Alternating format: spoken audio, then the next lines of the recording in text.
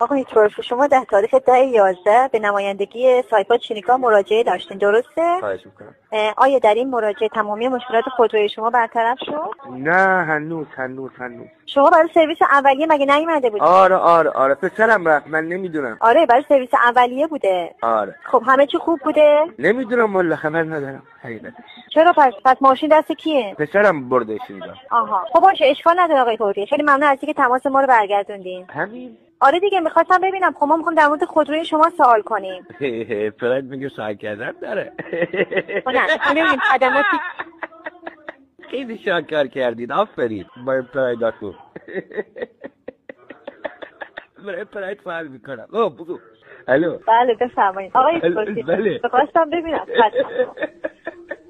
آقای توفیق دلش خبر کردید فعال میکنید. پراید درست. با یه مملکت تو فیلم ما هم وارد فیلم شدیم، پراید خریدیم. آقای توفیق. بله. خدماتی که ارائه شده راضی بودیم یا نه؟ بابا یه خبر کردید. خدمات بکنم. باشه اشکال نداره، پس مشخصی کاملا کرد. خدا بابا برای پسرم خرید.